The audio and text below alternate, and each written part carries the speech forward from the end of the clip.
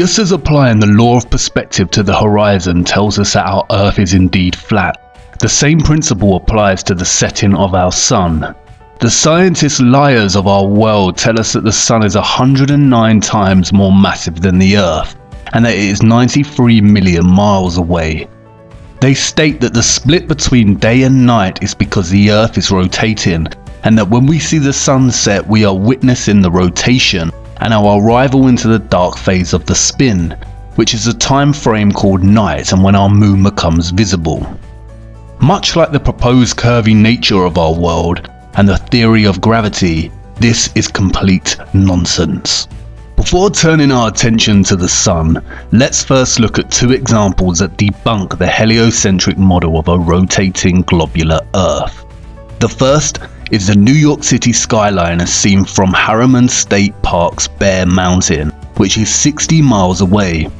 If the Earth was a spinning globe of 25,000 miles in circumference, then this viewing from Bear Mountain's 1,283-foot summit should be impossible. If we take Pythagorean theorem, which determines the distance to the horizon being 1.23 times the square root of the height in feet, then this skyline should be invisible behind 170 feet of curved Earth. It should actually be beneath the horizon. Similarly, when ships pass the ocean's horizon, they should technically be vanishing over the curve of the Earth. A strong camera lens, however, proves this to be false. Ships do not vanish over the curve of the Earth, but vanish beyond our limits of perspective. The law of perspective on a flat plane dictates that a receding object diminishes in angle and height until the line of sight converges to a vanishing point, or what is called the horizon, in which the object then becomes invisible. The scientist liars claim that the sun sets and vanishes beyond the curve of the Earth, but this is nothing more than the sun moving beyond the vanishing point of perspective, which is determined by the limitations of our eyes, other objects, and weather. The same law applies to how we see the sun and its rising and setting. The sun never rises or sets. It is an optical illusion determined by the laws of perspective. We think we see the sun rise and set because of the convergent and divergent nature of our line of sight. For instance, this row of street lamps appears to decrease in size further down the line of sight before vanishing completely, when in fact all street lamps are of the same height and continue to border the walkway well beyond the vanishing point. This is the same with this line of HP bottles. They are all the same size and they do not change size. It is just our perspective that makes it seem like they do. This is precisely what we experience when we watch the sun rise, set, and journey across our flat Earth.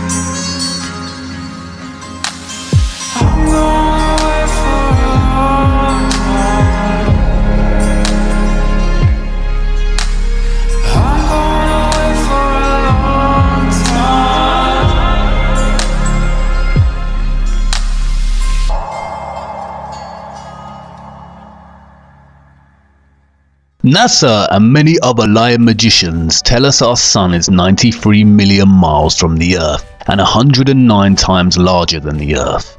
However, amateur balloon footage taken from the clouds prove that the sun is not 93 million miles away or bigger than the Earth. What the footage shows is a locally illuminating sun cast in a localized hotspot over the Earth. If it were millions of miles away, this local hotspot would not be possible. Furthermore, if the sun was not a local luminary, then we would not experience crepuscular sun rays. The angle of the sun rays that we see when light breaks through the clouds would not be possible, and we have thousands upon thousands of photographic and empirical evidence of the sunlight behaving this way. If the sun were 93 million miles away, then its light should form a straight beam and not be displayed in angled rays. If the sun is so far away, then why does it grow so much with just a small rise in altitude on Earth? At 93 million miles away, this rise in altitude should be negligible or non-existent. The change in size suggests a locally illuminating sun that is not an inconceivable 93 million miles away, but is actually relatively close to Earth, journeying just above the clouds. And it is not 109 times larger than the Earth, but actually a lot smaller than the Earth. Our first-hand experience of the sun and the moon is that they are nigh on equal in size and circular shapes that journey similar circular paths over our flat, stationary plane. The scientist magicians make up these complicated theories of perfect spherical bodies of rock and gigantic balls of hot plasma that come with incomprehensible distances and calculations that bamboozle us. Anyone can use their common sense to discern that the sun and moon are of similar size, and the moon is not a ball of rock.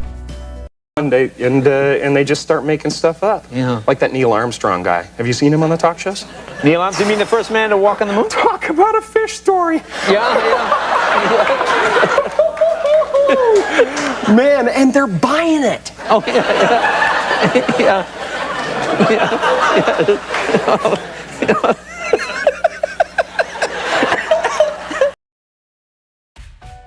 Many have studied the sun and moon's light.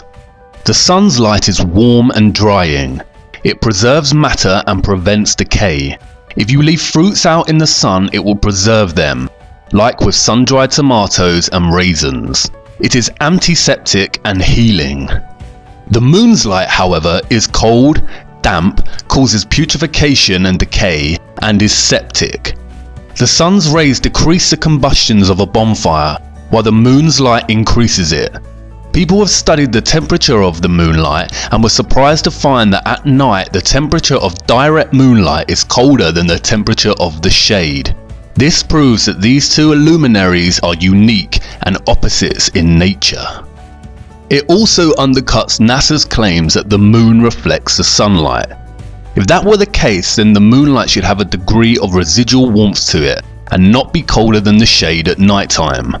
Furthermore, the moon cannot simultaneously be a spherical body and a reflector of the sun's light. When light is shined upon a spherical body, it produces this. Reflectors have to be flat or concave to actually reflect. A spherical convex surface results in no reflection. Again, basic, repeatable, verifiable and real science works against a magician's space saga hoax. A lot of photographic and film footage also proves that the moon is semi-transparent. When the waxing or waning moon is visible during the day, it's sometimes possible to see the blue sky right through the moon. Sometimes at night it is even possible to see stars directly through the surface of the moon. The Royal Astronomical Society has documented many of these instances. Faith believers in the pseudoscience of the rotating ball often use the moon's surface as proof of the heliocentric model, in which the moon appears upside down in the southern hemisphere and the opposite in the north. But again, this proves the stationary Earth. Time-lapse photography shows that it is the moon that turns clockwise like a rotating disc over the Earth, and this is only possible if the Earth is stationary and it is the moon itself that is moving.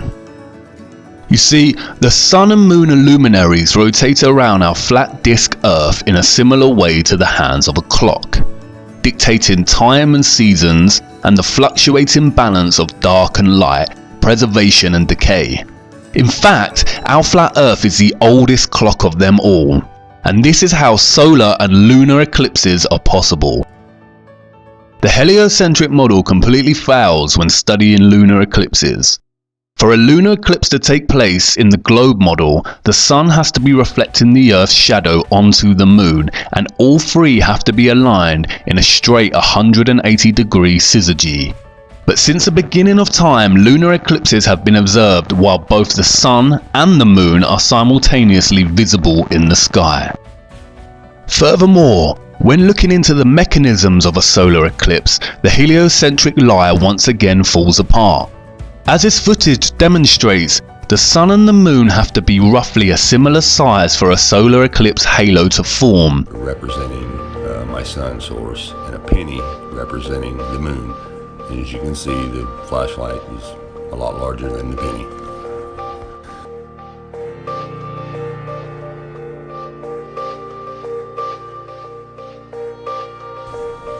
Okay, now let's place the Sun 93 million miles out into space like this.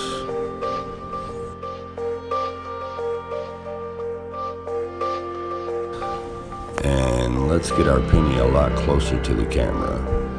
Okay, where it's about the same size as a flashlight in perspective. Okay, now that doesn't look right. You can't see the corona.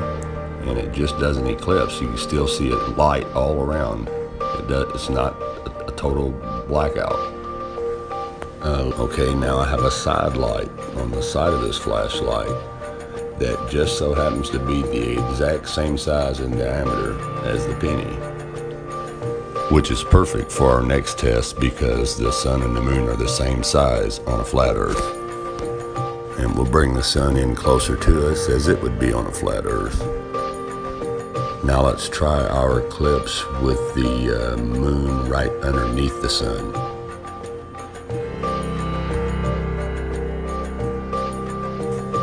And wow, there's the corona. If the Sun was 400 times bigger than the Moon, then its light would devour the Moon and we would not witness the halo, or corona.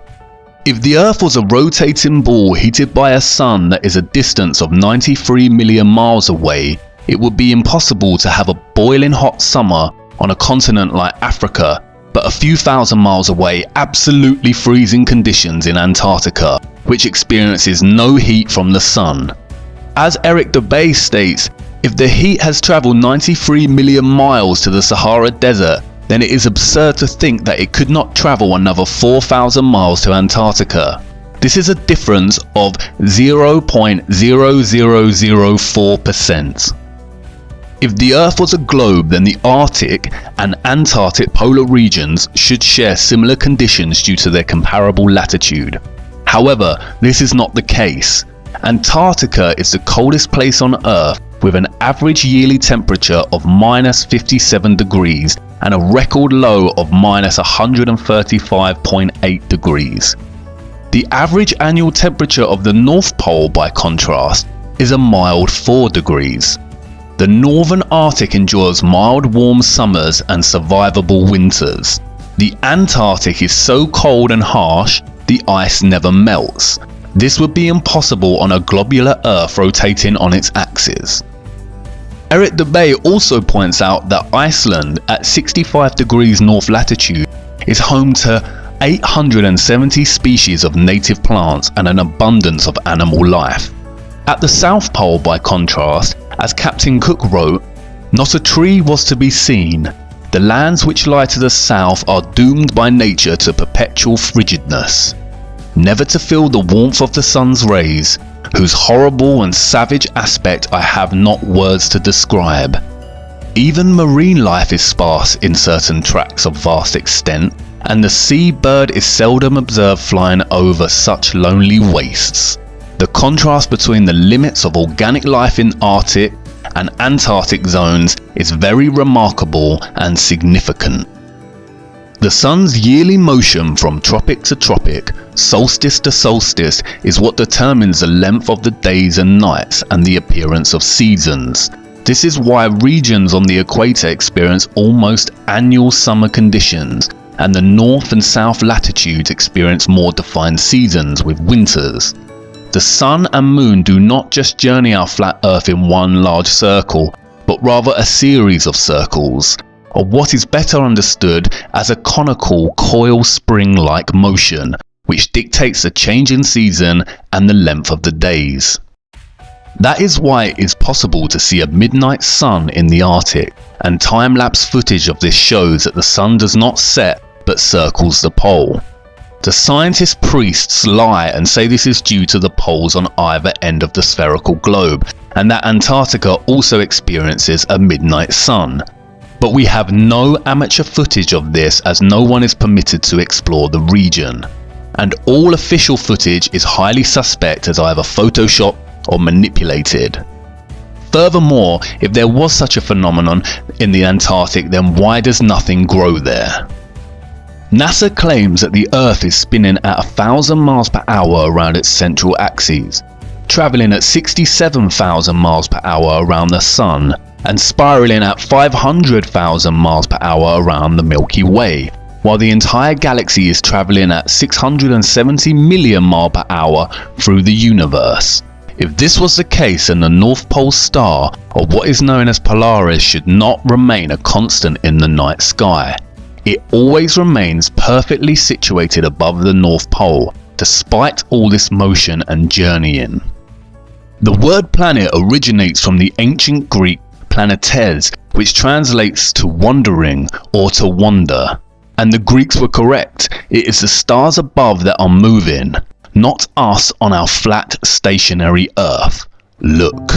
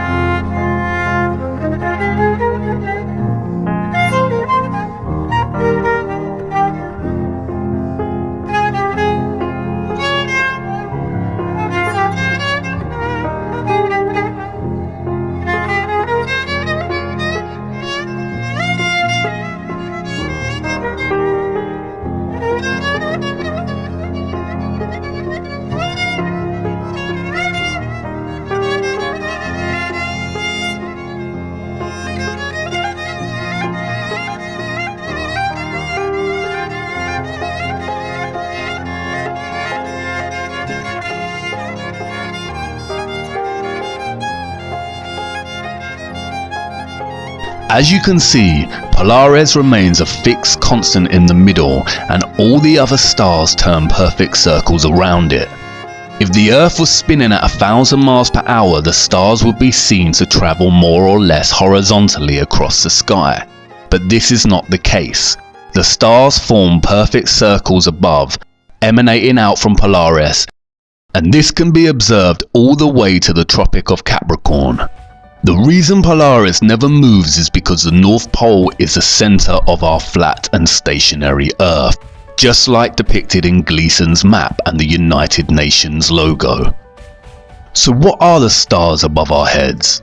And if NASA is lying about the nature of our Earth, Sun and Moon, does that mean that space and the universe are also fake and not what we think they are? The short answer is yes, space as we know it is a hoax. Our flat stationary plane does not look like this sitting in space. We will look at what the stars are and the possible real space that our flat Earth resides in. But first we must venture deeper into a different rabbit hole. We have come a long way, but we have only really scratched the surface. This next rabbit hole is deep and dark, but it is necessary. And I promise you this, on the other side lies a comprehension of things so incredible in nature you would not have thought them even possible. Follow me now to part 5, as it is time to understand the why of the lie.